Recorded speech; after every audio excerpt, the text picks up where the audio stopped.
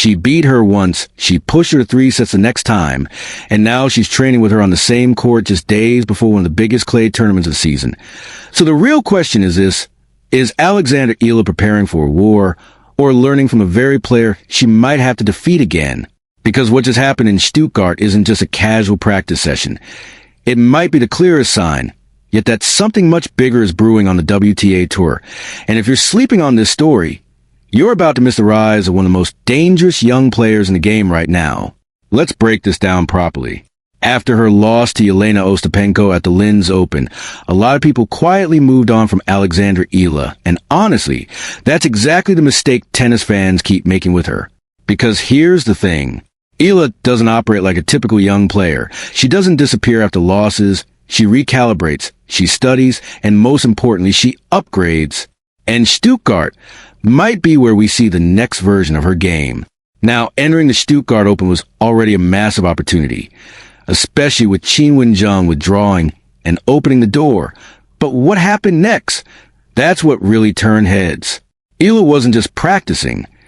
She was training with one of the most dominant players of this era, Iga Swiatek. And not just anywhere, on the main court, under the spotlight, the kind of setting where every shot matters, every rally reveals something, and every detail can tell a story. Now, some people will say, it's just practice. But if you understand tennis at a deeper level, you know that who you train with, how you train. And when you train with them, it says everything about your mindset going into a tournament. And this is where things get really interesting, because this isn't the first time these two have shared a court recently. Both Eala and Swiatek have been putting in serious work at the Rafael Nadal Academy. And if you know anything about that environment, it's not casual hitting sessions. It's structured, intense, and built around improvement at the highest level, which means this connection between them, it's not random, it's deliberate. And that raises a fascinating question. Is Eala studying Swiatek's game up close, trying to unlock the patterns, the habits, the weaknesses? Or is Swiatek doing the exact same thing, making sure she never gets surprised again like she did in Miami? Because yes, let's not forget that moment. At the Miami Open in 2025, Alexandra Eala didn't just beat Swiatek, she stunned her. Straight sets, confident tennis, no fear. That wasn't luck, that was a statement. And it instantly changed how players and fans viewed her. But here's where the story evolves. Because Swiatek responded the way champions do.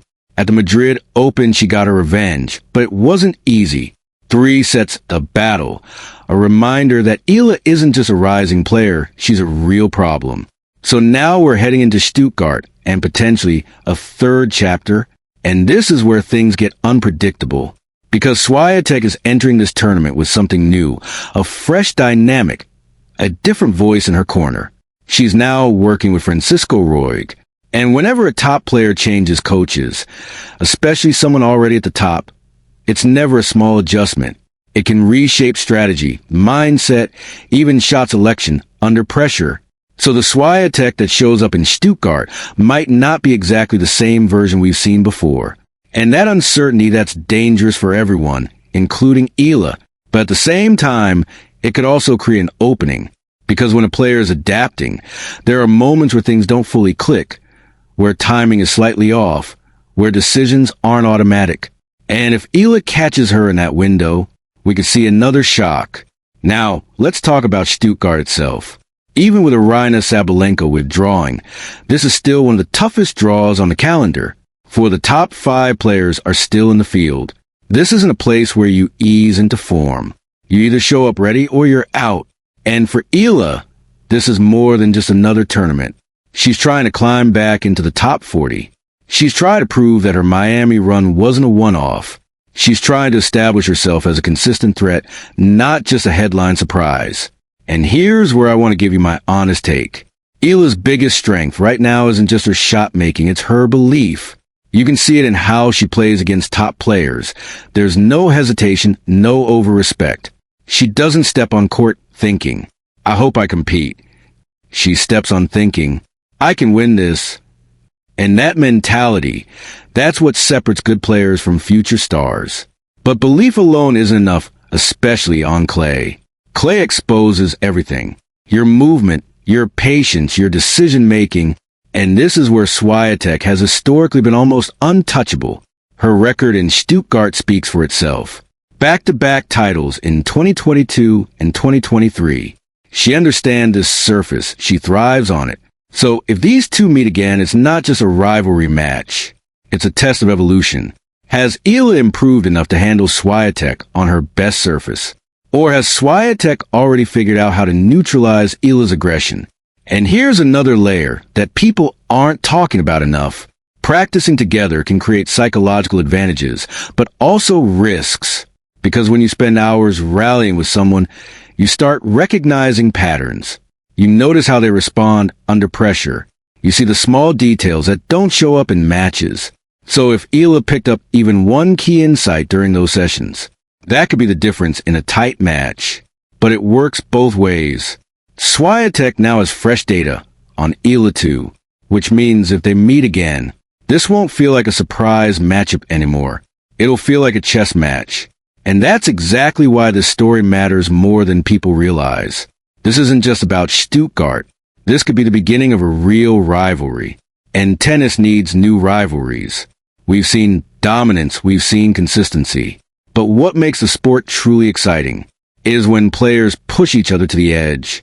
When there's history, tension, unfinished business. And Eala versus Swiatek. It's starting to feel like that kind of matchup. Now I want to hear from you. If they meet again in Stuttgart, who takes it this time? Does Eala shock the world again? Or does Swiatek remind everyone why she's still one of the most dominant forces in tennis? Let me know in the comments, because this one could go either way. And trust me, we'll be watching every point. Because sometimes the biggest stories in tennis don't start in the finals. They start in practice. They start in quiet moments. They start when two players share a court. And something shifts. And right now, something definitely feels like it's shifting. Eala is no longer just a prospect. She's knocking on the door. And Swiatek, she knows it. That's why this practice session matters. That's why Stuttgart matters. And that's why the next time they face each other, it won't just be another match. It'll be a statement. And maybe, just maybe, the start of something much bigger. Because every rivalry has a beginning. And we might be watching this one unfold in real time. Stay locked in, because the story is far from over. And if you're a real tennis fan, you already know this is the kind of matchup that defines seasons and sometimes careers. If you love deep tennis stories like this, where it's not just about results, but what's really happening behind the scenes, make sure you stay connected with Tennis IQ. Because we don't just follow the game, we decode it.